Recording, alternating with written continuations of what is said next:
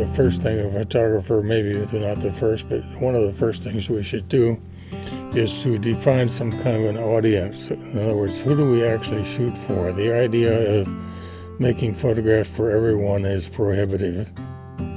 There's going to be some photographers who have a very small and very loud audience, and some photographers that have a more universal audience, and somewhere along the line you've got to define that for yourself. The first print is sea palms at Point Lobos.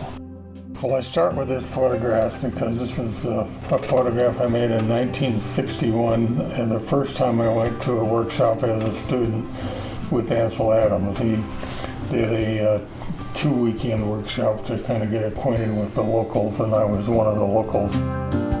This is kind of a pivotal print for me because until this time my work was almost 100% commercial.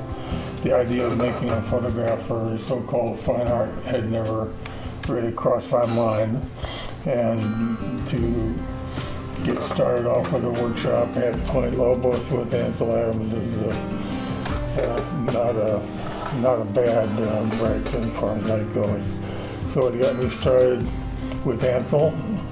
It got me started with serious black and white photography on a fine art level, and it also got me started on almost a lifelong series of moving water in both black and white and color.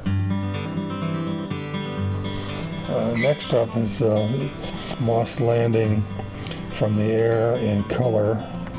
A couple of points I'd like to make about this. This again was a test. It was for Hasselblad. They shipped a brand new lens to Ansel, and it was a 100mm planar. In their description they said that the lens would probably be very good as an aerial lens, and so Ansel didn't want to fuss with it, and he asked me if I would test the lens, and I did. And I shot 2 rolls of color negative material over Moss Landing, which is a estuary, deep water port fishing community just north of the Monterey Peninsula. And these are salt ponds. They dike up ocean water, and as it evaporates, the water evaporates, the salt is what's left.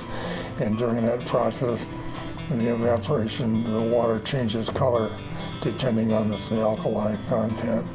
So these 3 photographs are part of 2 rolls of film.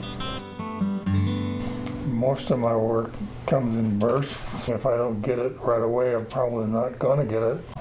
I've always appreciated that way of working, and the quirk of the way that I work is kind of hard to explain, but that was in 1969, and I'm just now really doing any serious printing of the film. I knew it was there. I kept thinking about it, and it wasn't until digital printing came along that I found a method that I liked. The minute I was able to laser scan the color negatives, and at this point they were 40 some odd years old, I was able through Photoshop to construct the photographs you're looking at.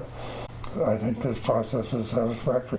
One thing I like about digital work, in particular color, is the incredible selection of papers, all kinds of wonderful watercolor type papers that have a luminosity and a surface that's quite handsome.